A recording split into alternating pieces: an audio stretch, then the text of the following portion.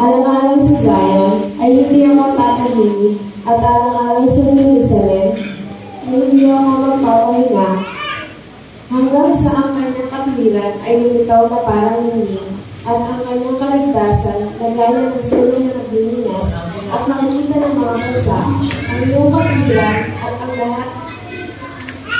lahat ng hari na iyong kalwalhatian. At ikaw ay tatawagin sa bagong pangalan, at ipapangalan ng bibig ng Panginoon. Ikaw naman ay magiging korona ng kagandahan sa kamay ng Panginoon at koronang hari sa kamay ng iyong Diyos. Hindi ka natatawagin pang pinabayaan, hindi ka na rin tatawagin pa ang iyong lupain na iba, kundi ikaw ay tatawagin ang aking katuwaan ay nasa kanya. At ang iyong lupain ay tatawagin may asawa, sapagkat ang Panginoon ay nanulugod sa iyo at ang iyong lupain ay nagiging may asawa. Sapagkat kung paano ang binata ay kinasal sa dalaga, gayon din nakasal ka sa iyong mga anak na lalaki. At kung paano ang lalaki ikakasal ay nagagalak sa babaeng ikakasal, gayon magagalak ang Diyos sa iyo. Para po sa amin ng pagpupuri, ulitin po natin ang Onward Christian Soldiers. Hallelujah.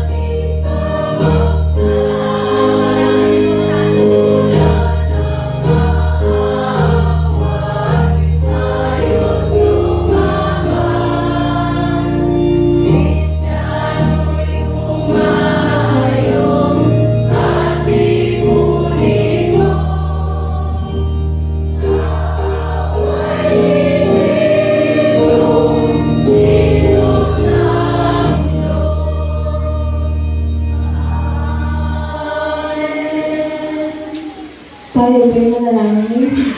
Panginoon, maraming salamat po sa umagang ito, Panginoon. Pinupuri ka po namin at pinasasalamatan, Panginoon. Maraming salamat po, Panginoon, sa isang lingkong pag-iingat mo po sa amin, Panginoon. Maraming salamat, Panginoon, sa araw-araw na ginagabayan mo ang bawat isa sa amin. Pagkawalan mo po kami, Panginoon, kung may mga bagay na nagagawa kami hindi kalugod-lugod sa iyong kalooban, Panginoon. Ang nangulang mo, Panginoon, sa umagang ito, gabayan niyo po ang magdadala sa amin ng mensahe, Panginoon. At nawa po ay maisa-puso at maisa-isip namin ito. Ito ang aming panalangin sa pangalan ni Jesus. Amen.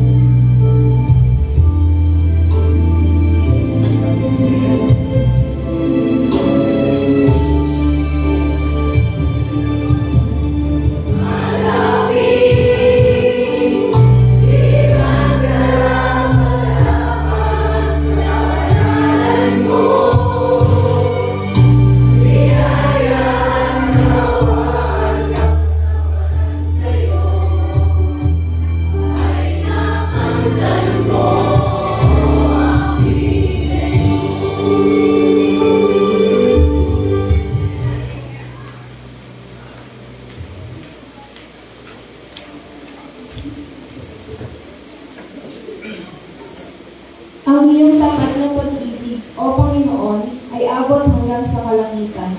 Hanggang sa mga ulap ang iyong katapatan. Gaya ng mga bundok ng Diyos ang iyong katwiran. Ang iyong mga kahatulan ay gaya ng dakilang kalaliman. O Panginoon, niligtas mo ang mga tao at hayop man. Ang mga anak ng mga tao ay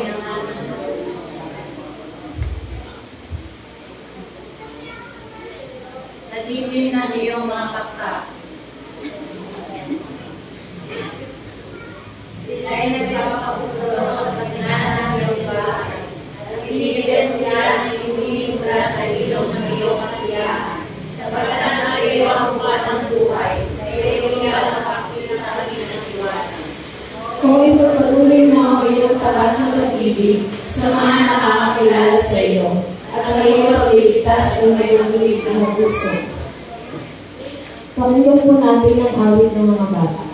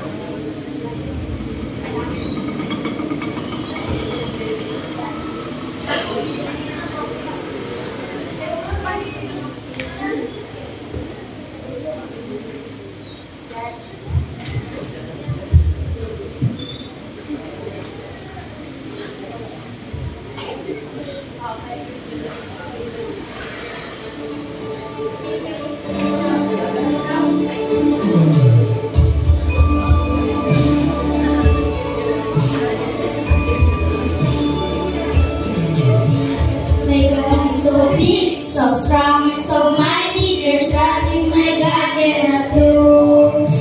My God is so big, so strong and so mighty, there's nothing my God cannot do. He made the street, He made the sea, He made the elephants too. My God is so big, so strong and so mighty, there's nothing my God cannot do.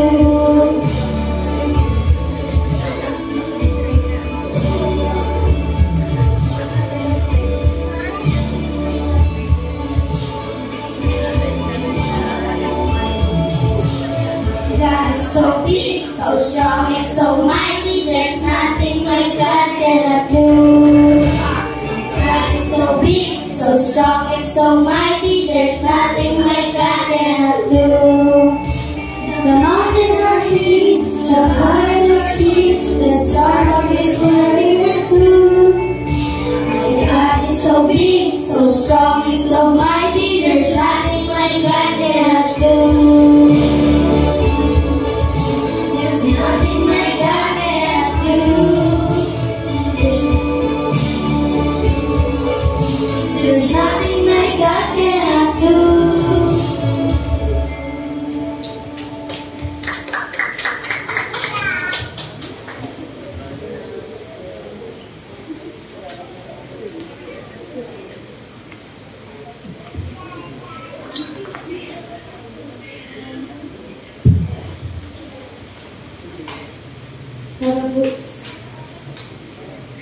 Para po sa panalangin ng bata, tinatawagan po si Ate CJ.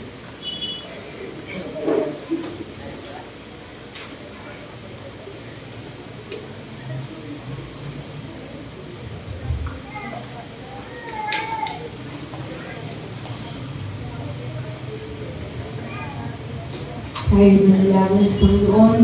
Salamat po sa mga buhay ng mga batang ito. Salamat sa talento na patuloy mong pinapahayag sa kanila. Nagdalangin namin na ikaw ang patuloy na lumabay at sumama sa kanila hanggang sa kanilang paglaki, sa kanilang pag-aaral, sa kanilang paglalaro, at nawa ay hindi sila mawalay sa iyo. Ikaw ang bless sa kanilang pamilya upang mabigay ang kanilang mga pangangailangan. Salamat po sa kanilang lakas, sa kasiyahan na binibigay nila sa aming iglesia.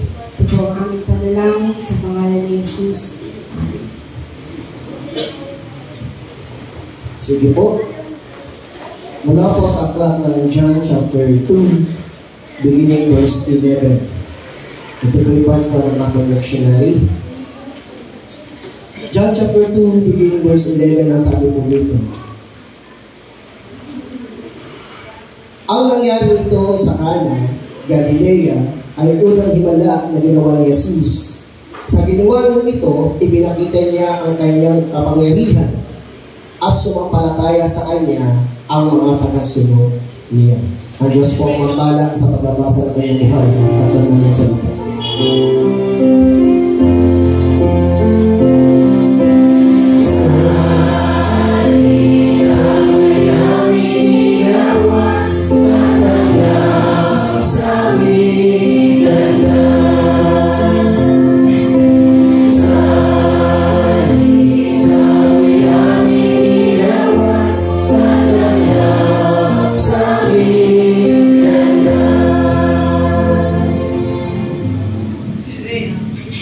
Yun po. Ayan.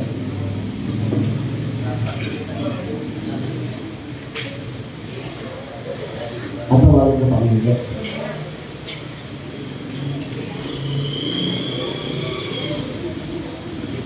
Okay. Muli, tayo po ang lahat ay patuloy na magpasalamat sa ating Panginoon na po sa bawat biyaya, pagpapala na binigay niya sa ating mga buhay, na tayo ay patuloy na binigyan ng Diyos ng tunay na kalakasan o pagpapala sa araw-araw. Kaya sa ating buhay, ibalik po natin ang mga pagpapalang pinagalob sa atin ng ating Panginoon.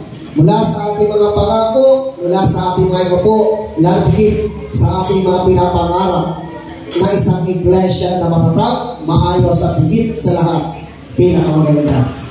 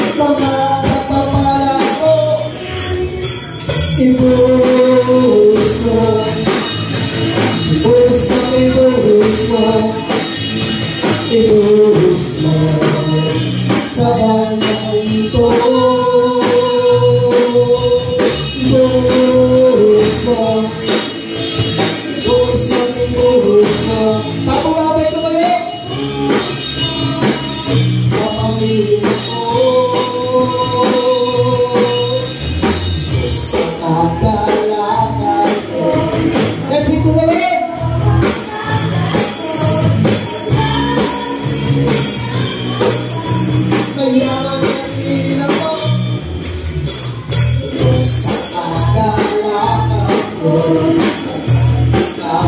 tatay ko at lagi mayaman ka. Mayaman ang iyong generasi. Ibuhos ang ibuhos ko. Ibuhos sa bandali ko. Again, share the blessing from me. Ibuhos ang ibuhos ko. Ibuhos sa pamilya ko. Itotopo natin sa Diyos. Todo lang ito. Todo. Para, todo.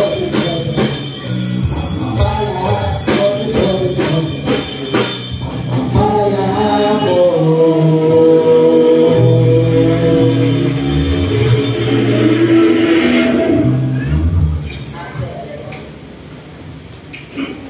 Tayo po ay manalangin. Aming Diyos, patuloy po kami nagpupuri at nagpapasalamat sa iyo sa umagang ito. Salamat sa bawat biyaya, pagpapala, sa bawat kasiganaan na patuloy pinagkulong mo sa aming mga buhay. Dalangin po namin na nawa, katulad ng iyong pangako na siksik, ligligan ng mga pawalang silid kalalagyan, ang patuloy na maranasan ng iyong anak at higit sa lahat, ikaw ang tunay na mapapurihan. Sa iyo kami, Panginoon, nagtitiwala ng bawat pagpapala na aming ginaranggaw. Ito'y magagamit sa ilulhati at kararangan. At patuloy na ikaw ang magbabalik nito sa bawat lukbutan ng iyong mga anak. Sa iyo, Diyos, ang papulit pasasalamat sa pangalan ni Jesus. Amen.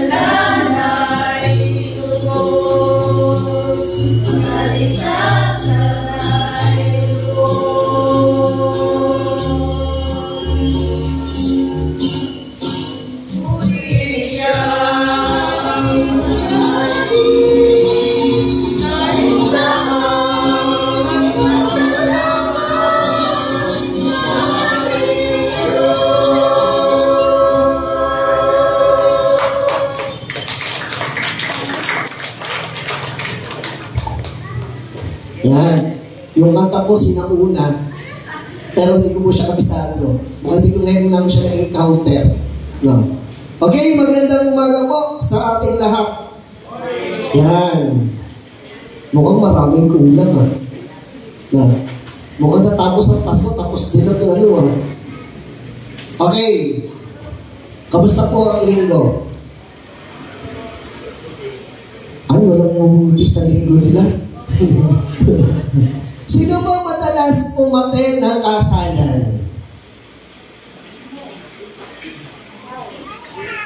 Siguro katanong kayo na bakit pa kasalan ang sinatawag binabanggit ni Pastor? Sino ba madalas umattend? Sino madalas maging ninang ng kasal? Yan. Sino madalas ang sabi nga ay umaabay sa kasal? Wala? Kawawa naman kayo. Ilan-ilan lang yung ikinasal, ilan-ilan lang yung umabay sa kasal, ilan-ilan lang din yung nagiging ninong o ninang sa kasal. No. Ang tanong po, bakit ko po ba ito binabanggit? Kasi po, in John chapter 2, beginning verse 1 up to verse 11, ay related po sa ating pag-mensahe sa umagang ito, na ito po yung unang himala na ginawa ni Jesus after nung siya ay 12 years old at nung siya bumalik in 30 years old.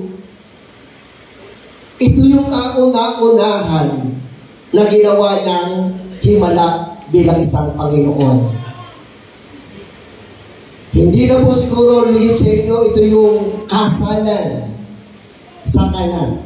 No po, kung saan, bakit ko po binanggit na ito yung unang-una niyang ginawang himala. Una, kung makikita po natin doon sa aklat ng John, no po, dumating sila doon sa panahon na sabi nga dati natin, di mo ba sa isang handaan, laging hindi kumpleto ang nagiging handa. Yung mga nagpakasal, nag-prepare ng napakahabang panahon. Di ba? Pero ang ending, minsan may kulang. Nagkulang yung pagkain, nagkulang yung inumin, o sumobra doon sa tao. Naalala ko po nung kami po ay kinasal ni Ate Tonet, 2 bukod yung aming naging handaan. Bukod po doon sa yung pong lahat ng bisita namin for the partidos ko at saka yung mga ninong at ninang ko doon sa bahay nila ginanap. Then, yung isang handaan, nandun po sa kapatid niya. Siguro sabihin po natin, mula dito hanggang kinatatadome. Gano'n lang siya kalayo. Lahat ng partido niya, doon naman sila pumunta. Kaya nangyari, yung handaan namin, medyo nahati. No? Kaya lang, nung dumarating po sa time na kami ay magpapakain na, dahil hapon po kami kinasal mga bandang alas 6, alas 7, nasyaro na po yung handa namin. Kaya medyo kinapos po kami. Alam niyo po, ginawa ko lang, tumakbo po, meron po akong hawak na pera, tumakbo po ako sa isang karinderya. Yung lahat po nung tinda doon sa karinderya, binili ko na. Minsan ganun po tayo. No? Kaya nung pong ikinasal naman si Kuya, tinanong ko sila, sabi ko, ilan ang guest nyo? Sabi niya, Daddy, mga 150. Okay? Pero nagpa-cater po kami, ginawa ko po siya 200. Pero hindi pa rin po masaya. Sabi ko, Lord, baka mapitin kami. Kaya ang ginawa ko po, yung kapatid ko nagigilang nila sa isa, na nagigilang nila, sabi niya, Uy, ate, Magbibigay na lang ako sa baboy. Tinanong ko sila, anong gusto nyo? Lechon o katay? Sabi niya, dati katay na lang para mas maganda. Okay, sige, katay tayo. Pero di pa rin ako may kontento. Sabi ko, Lord, baka maulit na naman sa akin. Yung nangyari sa akin ay maulit sa anak ko, ano kung mangyari? Alam niyo po, dahil nasa Kalumpang po kami that time, bumili po ako ng 5 pirasong pirasong manok. Kasabay po lahat yun. Ang kinagulat ko, eto. Hindi po kami nangumbida ng masyado, pero umuhulong pa ako. Sabi galing itong mga taong ito. Sabi ko doon sa kumpare ko, doon sa tatay ko ni Jenna, sabi ko, pare, okay ka lang? Sabi niya, okay lang ako, pare. Kaming dalawa hindi makakain. Kasi tinitignan namin yung sitwasyon, baka mamaya ma-short na naman kami. Kaya punta po ako ng punta sa kusina. Sabi ko, kaya si Ate Odi po, hindi na akong tagaluto nun eh. Ikaw, Ate Odi, okay lang ba? May pagkain mo ba tayo? Sabi niya, Pastor, kung ka lang, marami pa tayong pagkain, hindi tayo short. Kaya, pero dito, sa kasalan sa Kana, meron pong isang sitwasyon din dito na nangyari na merong nawala o meron pong naging kulang. Ano po yun? Yung anak. Yun ang nagkulang.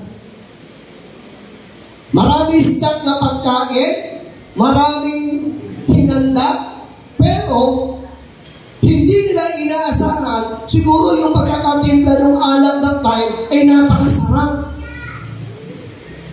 Kaya yun ang kauna-unang naubos. No po? Kaya, ano sabi ng Lord? Tumakbo yung kanyang magulang o ang ina ni Jesus sa kanya na sabi niya, wala na tayong alak, ubus na. Ang sabi ng Jesus sa kanya, babae, hindi pa panahon. Maghintay ka.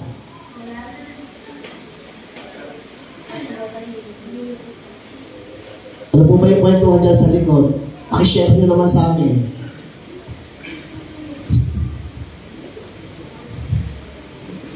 No.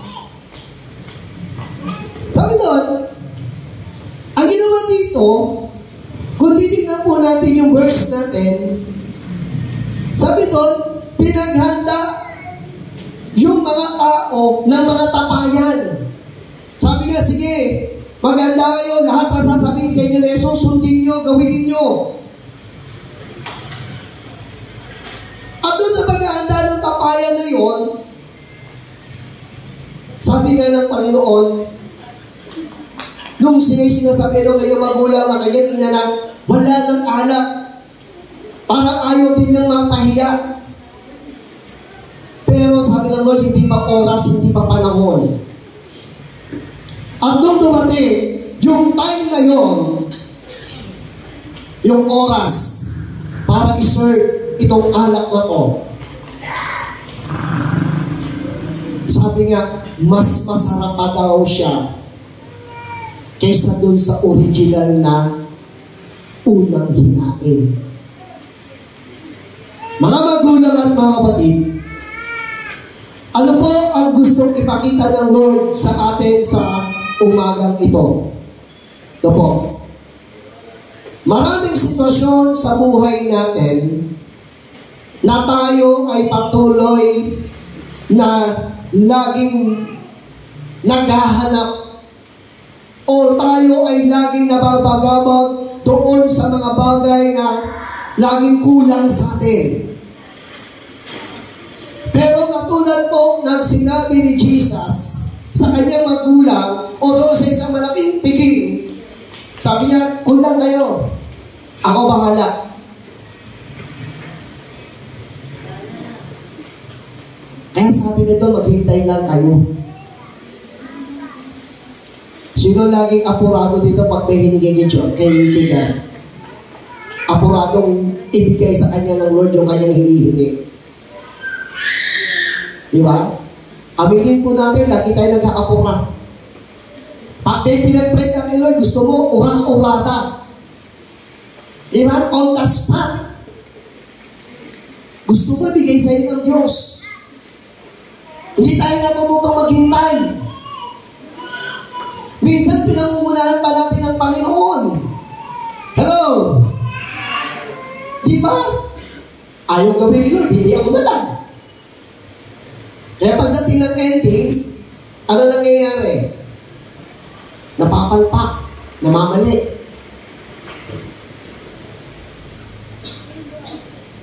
Pero pagdating naman doon sa mga punto na hindi tama yung ginawa niya, dahil sa pangunguna niya sa kapangyarihan ng Diyos, sana lang pala hintay na lang ako sa sinasabi ni Lord sa akin. Hindi pa sana nagaganito yung buhay ko. Mga magulang at mga kapatid, sabi nga ng Lord doon sa John chapter 2 beginning verse 3, ang unang-una nilang nakita dito, yung na problema ay yung kawalan ng alak. Minsan, madali tayong maligalig o madali tayong magkaroon ng kagulumihanan sa ating buhay pag may mga bagay na importante sa atin na nawawala. Pero hindi natin nakikita yung ginagawa ng Diyos. Hindi natin nakikita kung yung ginagawa ng Diyos na kahit wala kang ganitong bagay, let's say, financially, kahit wala kang pera, pero masaya ka. Amen. Wala, malungkot. Kasi pag walang pera, ano ang tsura ng walang pera? Lukot. Di ba? Lukot ang mukha. Pati busa, lukot din. No. Hindi masaya. Minsan may tao na ayaw na walang pera. No po. Pag walang pera, yung mag-asawa lagi nag-aaway. Bakit? Lagi sinasarmo na ni babae si lalaki. Sasabihin ng babae, kasi kita mo tamad mo, ayaw mong trabaho. Bakit anong pinag-uusapan yung mag-asawa dyan? Affected ba kayo? Di ba?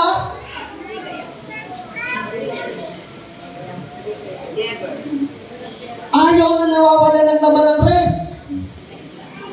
No, kung may rep, paano pag walang rep? No, di wala. Basta may style. No. Di ba?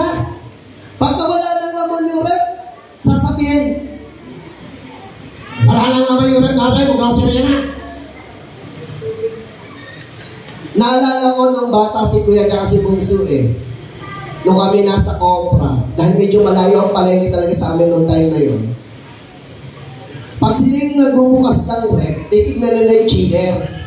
Kung tatanawin nila kung may, kumbaga kung may tutungtong sila sa upa, titignan nila kung may lamang pang ulam. Dahil si Kuya that time po talaga mahilig siyang kumain, kaya tinuron mo, bata pa lang siya, tinuron na namin siya magluto. Sabi niya, pag wala na kukunti na lang, Daddy, tatakbo pa yan. O bakit? Wala nang laman yung rep natin. Kailangan mo na mamalengke. Diba? Minsan hindi ko tayo kontento ng kukunti lamang yung nasa atin. Mas gusto natin yung laging sobra. Pero ang tanong, pag sobra ba, masaya ka o malungkot ka pa rin? Minsan malungkot ka pa rin kahit sobra na. Bakit?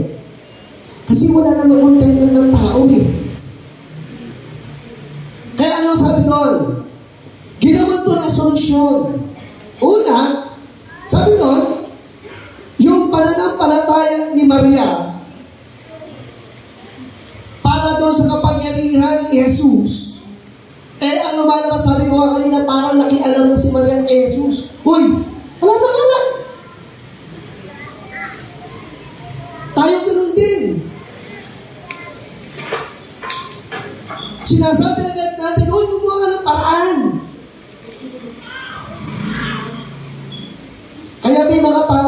nabubuwang eh. May natatao kung nawawala sa isip.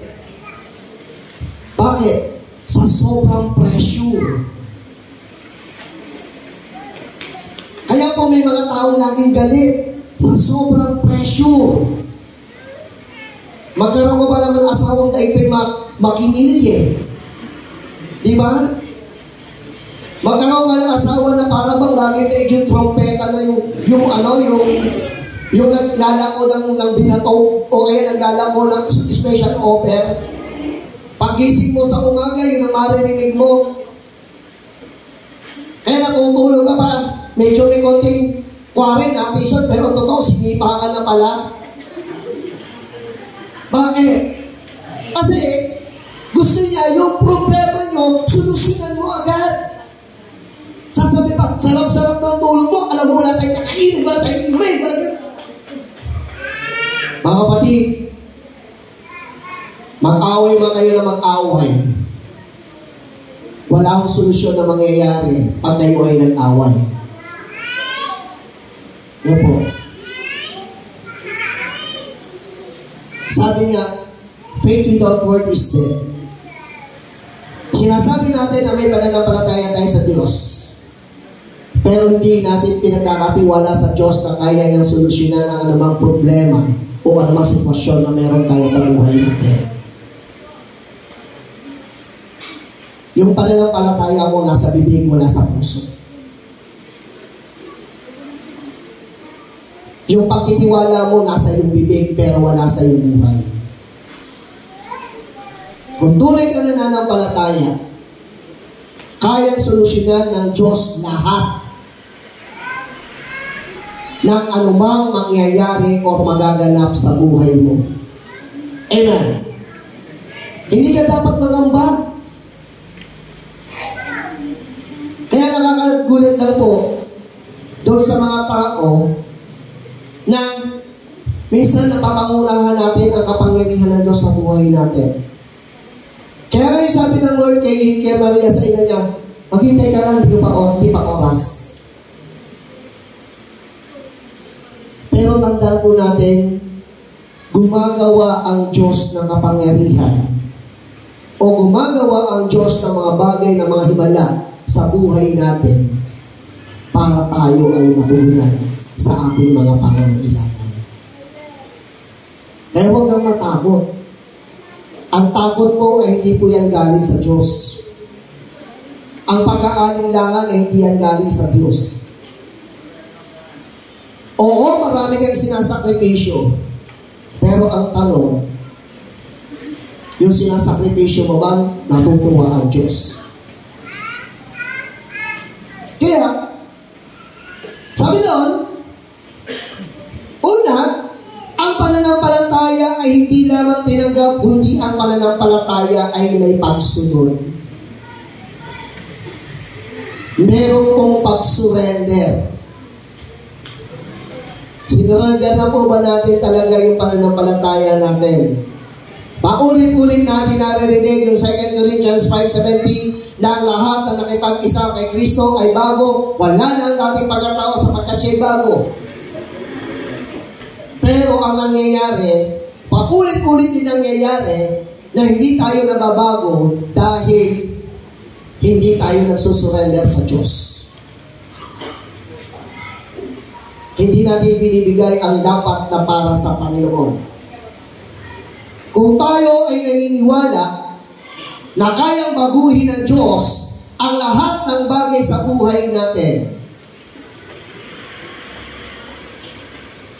kaya niya po baguhin ang lahat ng bagay sa buhay. Sino po yung dumanas ng sobrang hirap nung mga nagdaang panahon? Mula nung siya'y bata. Yan. Ako, isa na ako dun eh. No, dumanas ng sobrang hirap. Elementary, sabi ko nga sa inyo, nawala ang tatay ko grade 3. Ako. Sabi ko nga si nanay, wala pong alam na trabaho nun. Ang alam lang niya, maghatid ng pagkain sa tatay ko, mamalengke, maglinis ng bahay. Yun ang alam niya. Kinalakahan ko mo yun. Dahil nung wala sa tatay ko, na age of 11 or 10 years old ako, ito na yung napakalaking adjustment ng buhay namin. Alam niyo, nangyari sa kanya that time, hindi siya ang nilalaban lang niya, damit lang namin. Natuto siya tumanggap ng labada. Okay, naglabada siya. Pagpanahon, sa North Sagaray kasi, sa Garay, pagpanahon ng November, lalo na pagdating ng November 30, yan po ay piyesta dyan. Ang bahay po noong araw doon, puro mga tabla. Tumatanggap siya na mag-is-is ng mga bahay. Ang problema, pati ako nadadamay. Kasi kasama ako eh. Taga-is-is din ako. Ako sa labas, siya sa loob. Okay lang. Pero, sabi nga ng Lord, kaya nung time po na sabi ko, na-insert sa mind ko sa Lord, ayoko nung ganitong buhay yung mangyayari sa buhay ko, pagtanda ko. Sabi nga, kung ikaw ay ipinanganak na mahirap, wala akong kasalanan yung kahirapan ng ipinanganak ka. Pero kung ikaw ay pinanganak, okay kayo mamamatay ng sobra pa rin hirap kaysa sa dati mong buhay, ikaw na may kasalanan nun. Kaya yung mga estudyante, pag pinag-aaral, mag-aaral kayo mabuti. Huwag puro pakikipag-date ang inakatupang nyo. No. Huwag po ipakipag-boyfriend. No. Kailangan mag-aaral mabuti. Sabi ko nga, alam niyo ba, nung Tuesday, doon sa tinuro ko sa campus ministry natin, sabi ko nga sa kanya, mga anak, huwag yung sayangin na kayo ay may naghahatid na mabuting balita sa inyo. Bakit? Dahil sabi ng Lord dito, darating ang araw, matatapos at mapaparang yung pagluwalhati, yung pagsamba, yung pagpupuri, yung pananalangin, o yung mga bagay na ginagawa natin sa Diyos. Amen. Hindi po tayo mananatili na ikaw ay laging sasamba. Laging nakataas ang kamay mo sa Panginoon. Dadating ang araw, mapaparang ang lahat ng bagay na meron tayo. Pero, dahil sa biyaya ng Diyos at sa pagpapala ng ating Panginoon, mananatili, ang sabi doon, manatili yung pananampalataya natin sa Kanya ng may kaluwalhatian. Kaya hindi mo dapat tayo magamba. Kung wala kang kakainin ngayon, edi mag-init ka ng tubig. Kung wala kang mainit na tubig, siguro naman may kapwa-tao ka para meron kang hingi sa kapitbahay. Diba? Hindi mo kailangan maging mag-ingay, hindi mo kailangan ipagsigawan sa mundo. Hoy, wag ko lang kailangan kong ganito. Hindi mo kailangan sumigaw. Ang kailangan mo manalangin. Turuan ka ng Diyos na kung sino yung tao o yung mga tao na lalapitan mo para matanggap mo yung pagpapala na hinahangad mo sa sarili mo. Mga kapatid, pag may naman lumapit sa inyo, manalangin kayo. Pag kayo nilapitan, let's say, for example, umapit ako kay Louie. Sabi ko, Louie, wala kaming bigas eh. Wala pa, baka pwede makahiram ng 1 kilo dyan. Eh baka sabihin lang sa akin ni Louie, sige pastor, ipag-pepray kita. Kapatid, hindi yung prayer mo kailangan ko. Ang kailangan ko yung bigas. Okay lang ipag-pray mo ko, pero bigyan mo pa rin ako ng bigas. Amen? Baka mamaya may lumalapit sa inyo, sasabihin nyo, hindi kapatid. Tapos sasabihin nyo pa, kapatid, sinagot sinagot na ng Diyos ang iyong panalangin. Baka sabi, asan yung bigas? Di ba? Maging visible po tayo. Amen. Hindi yung tamat na pe-pray ka, pero sasabihin mo sa sarili mo, sinagot na tayo. Di ba? Sinagot na yung panalangin mo. Wala ka pa nga binibigay eh. Sinagot na, nasa kaya yung sagot.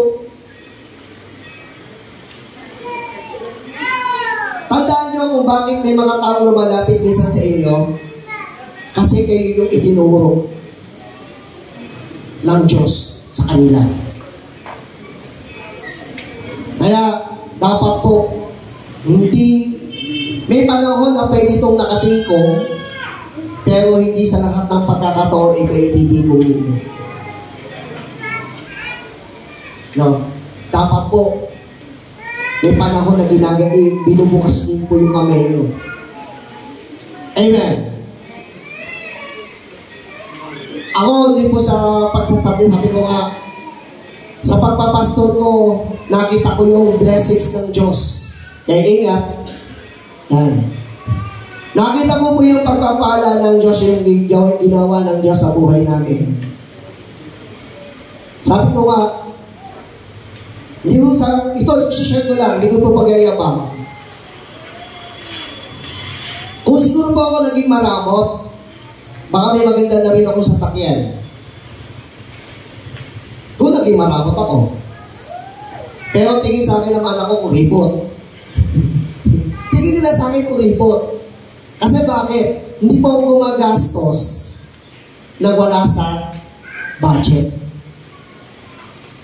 Hindi po ako gumagastos na wala sa budget. Sabi ko nga sa inyo, yung mga pantalon kong sinusuot, yung iba doon, 1993 pa o 1995 ko pang pantalon. Pero nasusuot ko pa rin. Totoo po yun. Gusto niyo yung prueba? Bakit isaas? Papakita ko sa inyo. No. Sa mga damit, sabi ko nga sa inyo, hindi naman halos kami bumili. Ang mga magagawa, hindi naman po halos bumibili ng damit dyan eh. Binibigay ko yan ng galing DepEd, galing Meralco. No.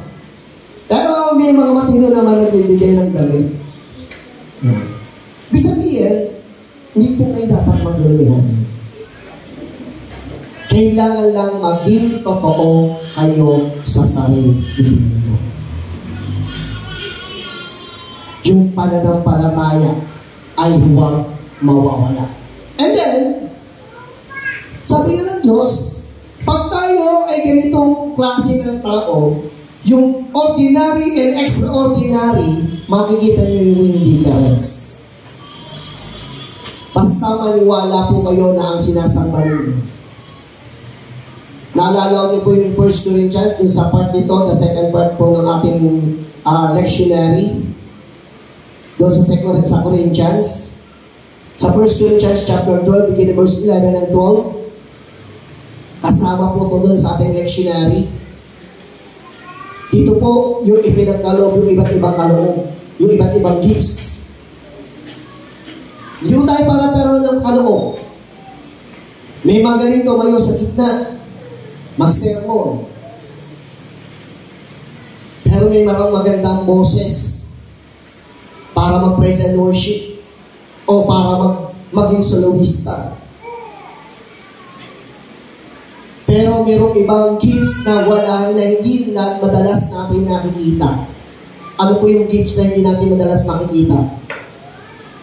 Yung pagbibigay. Kasi may mga tao pong nagbibigay, ayaw na minimension.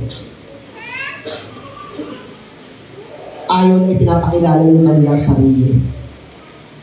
Pero may mga tao naman na kahit merong ibibigay, o kahit merong magandang talentong ipinagkaloob ng Diyos, ayaw gamitin yung talento na ibibigay sa kanya ng Diyos. Bakit? Nahihiya eh. Pastor, nahihiya ako. Pero tandaan niyo po, ang hiya ay hindi sa Diyos nanggagaling. Amen. Huwag lang hong sobra kapal. Wala akong sasabihin. Tumawin na sa likod ko. Sarap ng tawa. No. Huwag lang yung sobrang kapal nang walang hiya. No. Hindi na po sa Diyos din ang gagaling yun. Yung masyadong believe, lahat alam. Lahat kailangan ang kaya niyang gawin. Lahat siya, sa lahat ng bagay, siya yung magaling. Pero tanda po natin, walang pagalingan sa Diyos. Ang sinasabi po ng Lord sa atin, gampanan mo yung mga bagay na ipinagkatiwala sa iyo. Meron pa isang secret weapon ng Lord yung napakalaki yung bagay siya na nakapagdadala siya ng kaluluwa sa Panginoon. Yung nagsasabi na, pumunta ako dito kasi kapatid na ganito, may kapatid na Marica, kapatid na Remy, hindi ako napunta rito. May mga ganong bagay. Ako gulat, okay. Mga kapatid,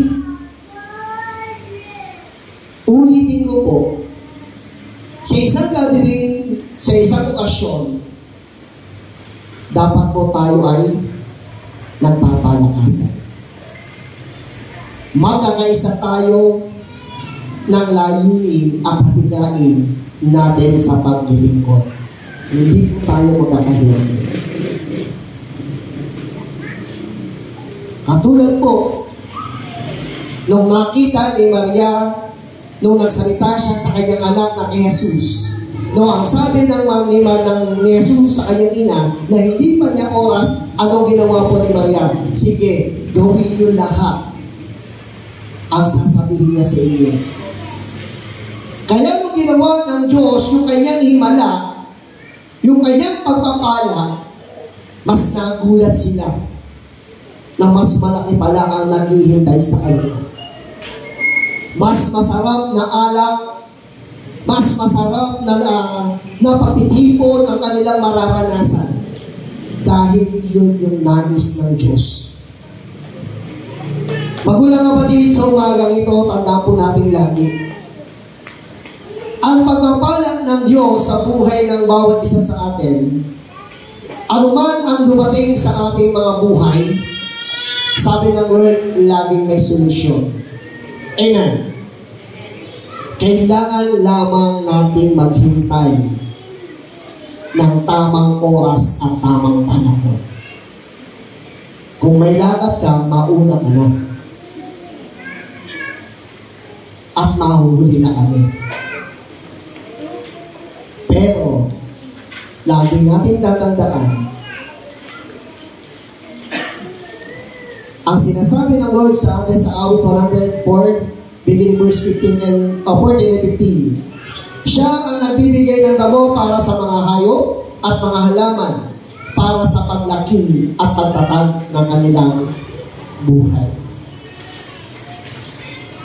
Katulad ng ating mga itinatanim, katulad ng ating mga ipinupunla,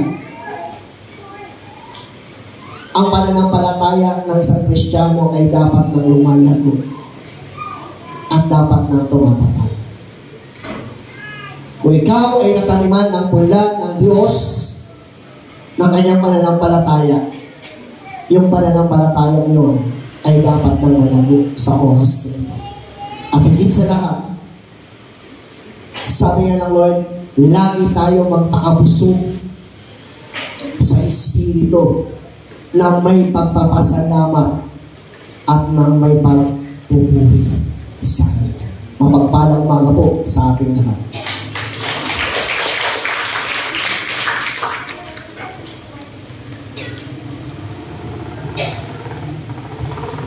Sige po, tayo po ay lumapit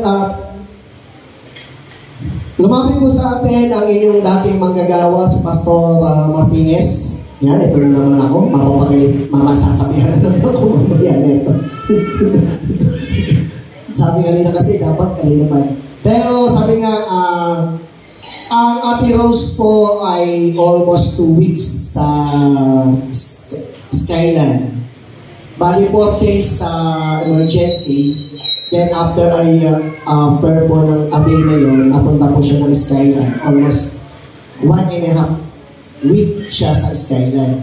Kaya mahigit po 2 linggo sila halos. No? Si Ate Rose po ay asano po yan? Nasa bahay naman na po siya ngayon. Pero parang ang pagkakakwento po ay nag-promosory lang po ang aking pastor para lang sila makalabas. Para hindi nila madagdagan yung kanilang bayad sa hospital. Kaya ngayon po, magdarakong na muna tayo sa special opening para kay Pastor kay Ate Rose. Bagamat ang power ng Mayap ay meron din po silang include na mag-special opening pero by next week na to. No, yung para sa power. Hindi naman siguro ito nag-aapo na. At unahin muna po natin yung buhay ng tao. At para din sa kalaman ng lahat, ang Kuya Jojo po ay nasa hospital din po, na kay Peralta. No po. Yung pong kanyang pagkaka-stroke ay naagapan. Pero ang sabi po sa hospital, sa Sacred Heart, doon po siya inabutan, medyo lumaki po yung kanyang stroke sa ulo. Pero nung sinasakal siya ng gamot, ay medyo na-control naman. Kaya hindi siya nagtuloy-tuloy. At yun, puso pa rin niya. Meron nga nagpasabi sa akin, kung puso pala kailangan, madami daw puso doon sa may Plaridel ng baboy. Loko-loko yun. No, palitan na lang daw ng puso. Pero yun po, panalangin po natin siya, si Giodio, dahil ang isang nakita ko sa kanya, strong personality po yung nakikita natin sa kanyang katawan.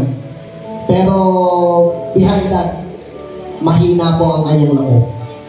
Kaya tatagin pa ng Lord yung kanyang kalooban. Kaya nung napunta po ako sa Kamirada ng isang araw, ng Friday, ay napagsabihan ko din po siya na mas maging matatag siya sa kanya. Kaya, sige po, darang ko po tayo sa ating special offering sa umagang ito. Yan.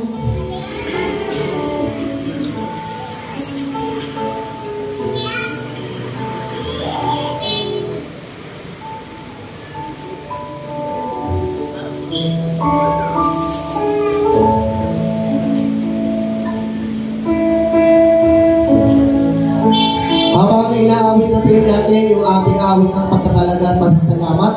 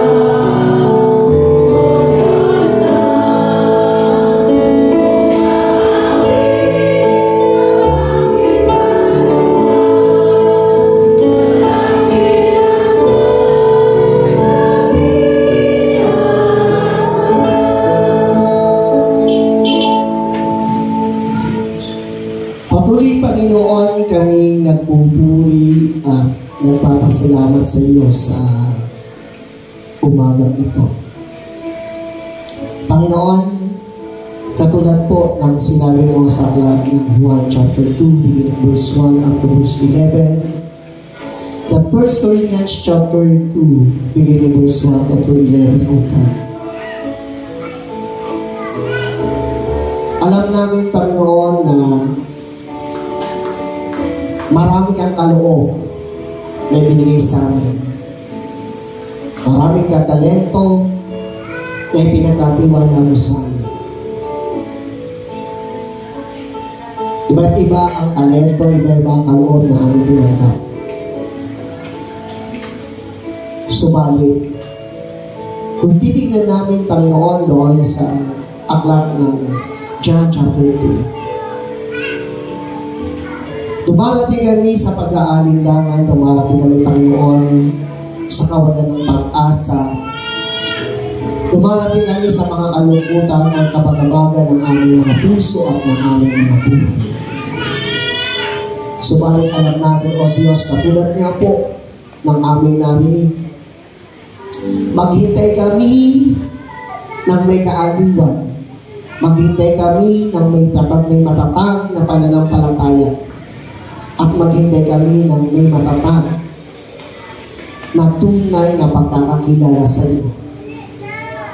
Na hindi lamang ang aming pananampalataya ay nasa aming mga labi, nasa aming mga isip, pero hindi bumubukal sa aming mga puso.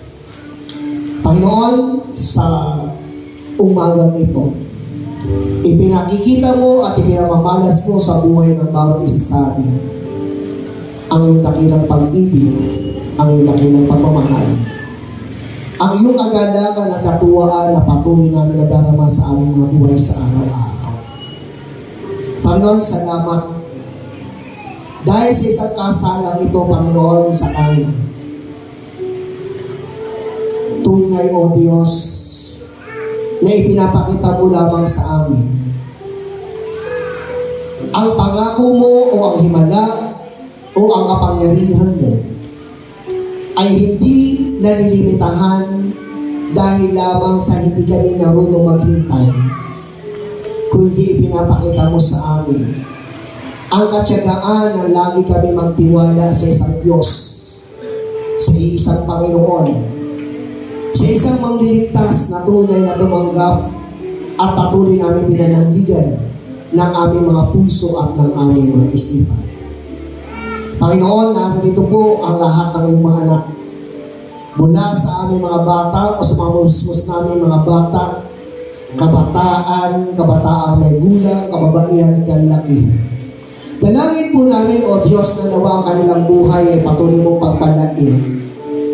Patuloy, O Diyos, na kung ang pinansyal na paraan o pangangailangan ang patuloy na nagiging dahilan ng kanilang pagiging mahina,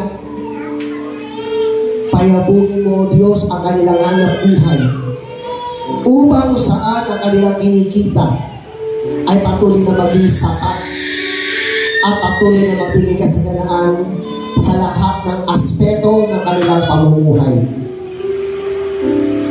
Kung ang nagiging dahilan ay hindi pagkakaunawaan, bigyan mo, Panginoon, ng patuloy na isang magandang relasyon.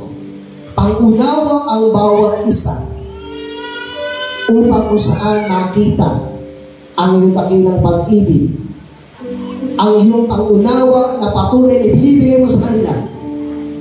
Katulad po na kami inunawa mo, ay matutuloy kami umunawa sa lahat ng paraan, sa lahat ng aspeto ng aming pamumuhay.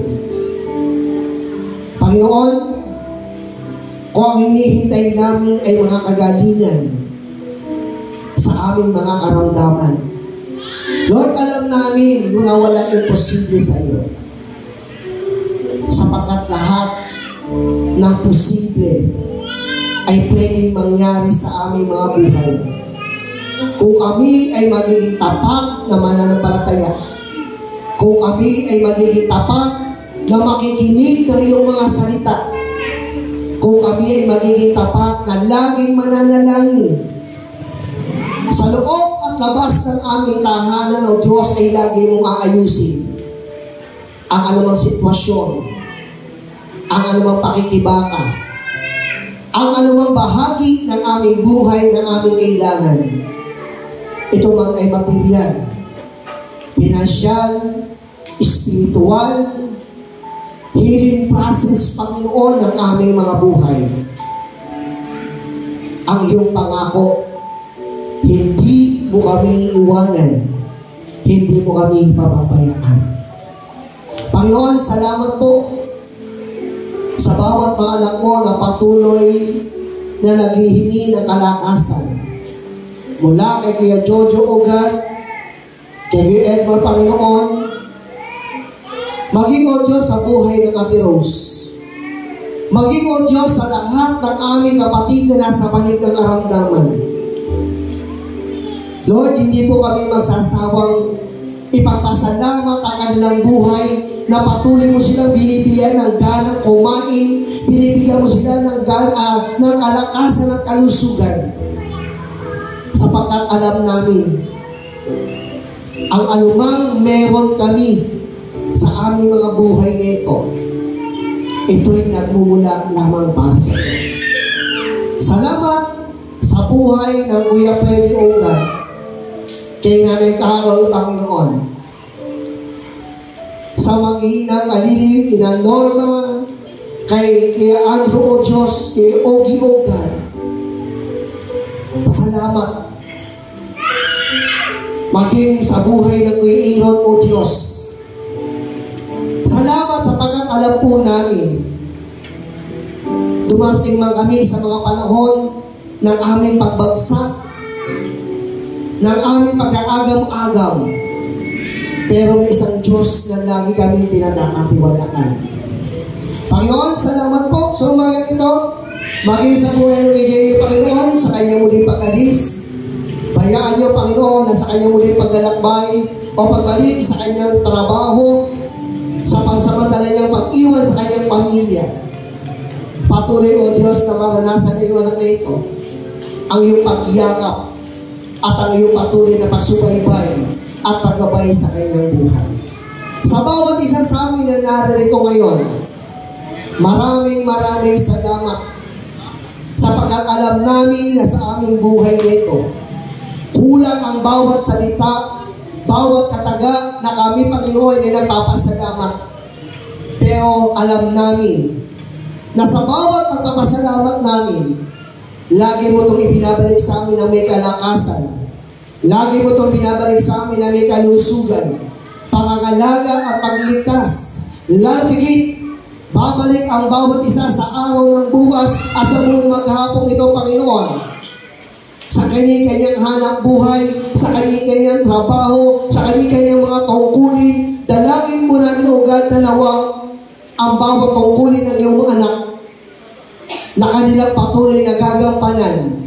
Magampanan nila ito ng may katapatan, na magampanan nila ito ng may kagalakan. Maging, O Diyos, sa gawain ng aming mga maya, dalangin mo namin ang iyong pagsubaybay, ang iyong pangangalaga, ang patuloy nilang makamtan, ang kanilang patuloy na mararanasan. Salamat, O Diyos, sa iyong iglesia ito ng Inaon, sa bawat kapatiran, sa bawat pamilya, sa bawat nagmamahal sa iyo, O Diyos, at naglilingkod sa iyo. Dalangin po namin, ikaw ang patuloy na mangangalaga at patuloy na mag-iingat. Sa iyo kami, Panginoon, patuloy na nagpupuri, nagpapasalamat, sumasamba. Sa pangalan ni Jesus. Amen. Amen.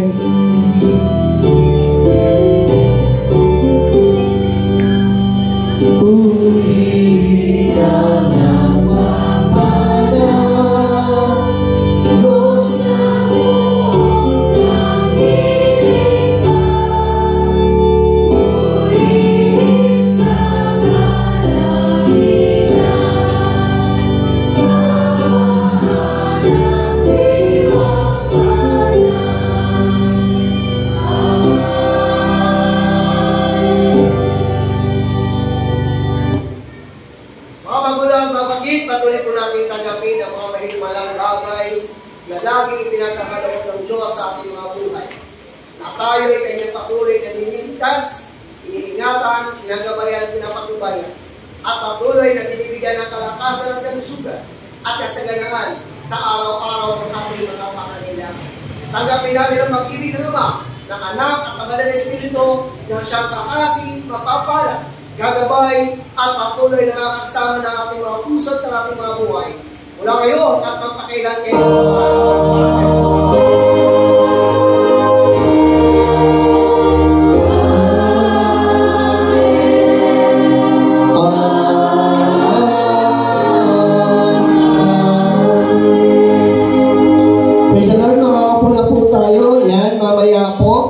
ang gawain ng ating mga mayap ay patuloy na tayo ay kanilang tutulungan. Ito po ang ating sisi. Ayan, good morning po.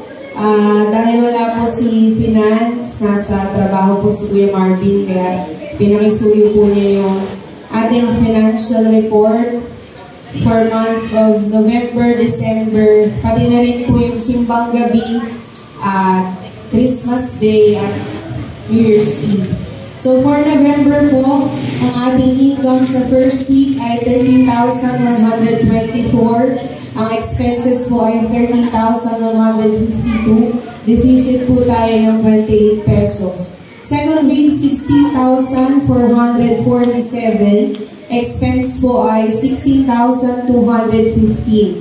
Meron po tayong excess na 232. So third week po ay 19,692. Ang nilabas po natin ay 19,377 with an excess of 315. For the fourth week, 12,606. At ang expenses po ay 12,100. Ang tira po ay 506. So for the month of November, ang pumasok po sa ating iglesia ay